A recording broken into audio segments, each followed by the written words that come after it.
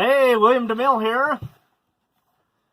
Today we're going to discuss a book, one of my favorite books. This is probably my #1 gardening book of all time. The Encyclopedia of Organic Gardening, published in 1978 by the editors of Organic Gardening magazine. This is my go-to book. I always go back to this book, even with the internet and all of the information. And then when you do, you get popular articles that come up. You get the things that are the most popular, that people are searching for, people are looking for, people are talking about. It's not necessarily the best answer there is. Sometimes we as a human race really do need a canon to go back to keep us on the right path to get to the result where we're trying to go to. This is my gardening canon right here. This is my Bible of gardening. This is the thing that aligns my life to know where I'm going and what I'm doing. Why the 1978 edition? Because this is the one I have. My father had this. He bought it as a new book right after it was published. As a child growing up, my dad had this book, and he would share this information. We would read it together. And in the wintertime, we would read a lot of different kinds of books. And we were often looking in this book to find specific gardening information. If we wanted to know about carrots, we would look up carrots and we would read the section on carrots. And then that would take us to other topics to be able to read and to study about. I just want to tell you that with this book today, you can get this book. You can get them used on Amazon. A lot of times in today's world, these old books that are really awesome books, people give them away because nobody wants them anymore. Nobody reads them. Nobody cares about them because it's so much easier to do an internet search.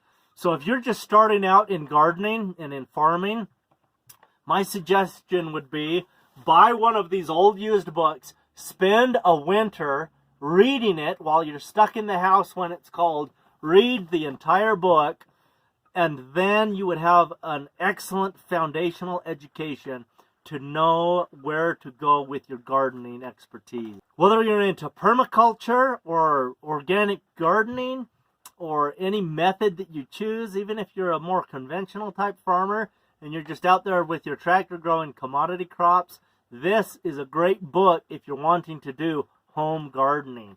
It teaches you the organic gardening methods, and it teaches you them one step at a time. This book is set up alphabetically by ideas.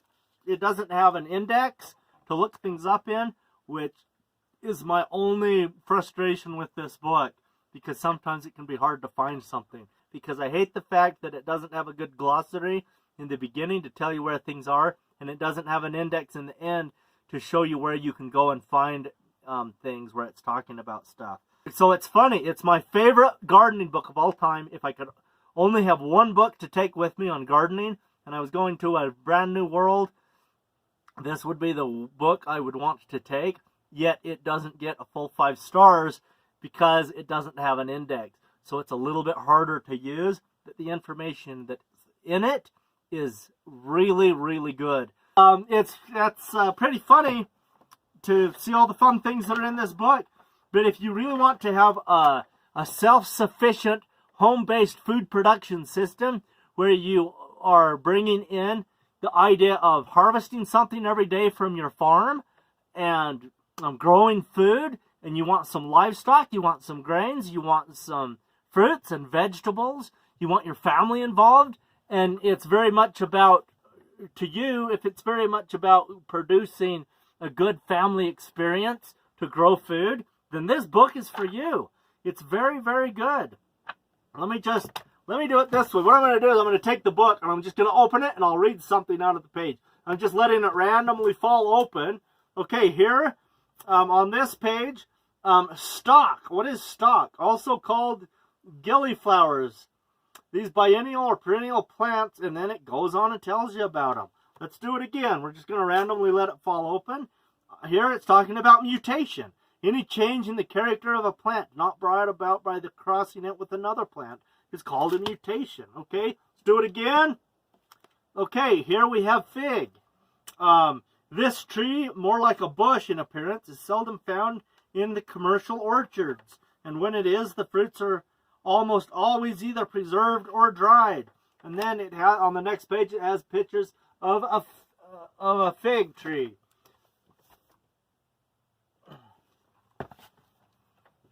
Anyway, awesome book. Let's throw it again. Here we have hormones. It's telling us about hormones in plants. Turn it again. It's talking about insect control. Insect control goes on for. I'm familiar with this book, obviously, and I remember that it's big. So it's 1, 2, 3, 4, 5, 6, 7, 8, 9, 10, 11, 12, 13, 14, 15, 16, 17, 18, 19, 20, 21, 22, 23, 24, 25, 26. I'm counting pages here. 27, 28, 29, 30, 32, 33, 34, 35, 36, 37. 37 pages on insect control. And this is the research that they had up until 1978. There's been a lot of research on organic gardening since then. But if you read this book, it gives you a foundation of all the ideas in farming and gardening on a very small scale, like on a family type scale, or a very like a small community scale, so that when you start doing searches on the internet today for updated material, you'll know what you're looking for and you'll have a foundation to understand what it is you're reading. Because the internet is full of propaganda and full of things that really may not be that helpful. Because I get a lot of questions that say, okay, I tried this and this and this that I found on the internet and none of it worked. And it's because people don't have a solid foundation to begin with to know how to understand the information that they are assimilating from the internet. They need a foundation to start from. And that comes from a good education to begin with. So get an old book like this. Start with this book, but you don't need to read the whole book because maybe you don't want to know anything about houseplants at all. So skip all the sections that are talking about specific houseplants. And maybe you're not interested in flowers. Skip the flower sections and just focus on the things in here that are about food-producing plants. And that will help to give you a foundation on all that. The composting section is excellent. It's going to talk about how to build a compost pile and what composting is and what percentages of materials, whether it's leaves or alfalfa hay or straw or different kinds of animal manures, and what you can use for composting. And then you can go and you can look up soils. And when you're studying soils, it will most likely reference you back to plant nutrients and study plant nutrients. And all of these things come from the organic philosophy. So you're going to be learning from the organic side of things.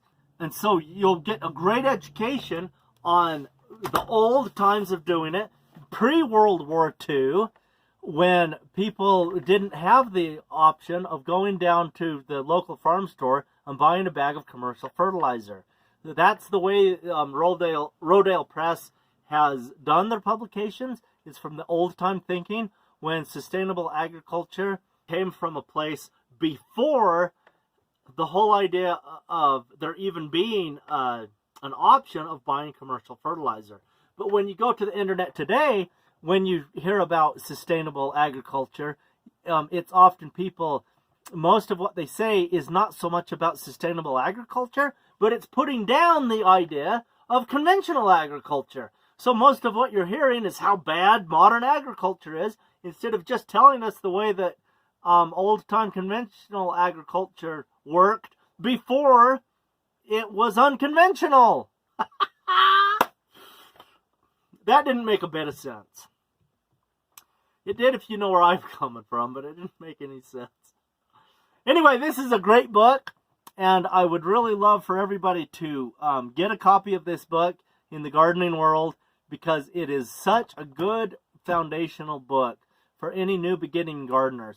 If there's young people in your life, if you have kids and teenagers who are feeling super interested in gardening and farming, and they want to participate with the earth to produce some food, get them an old-time Encyclopedia of Organic Gardening, 1978 edition.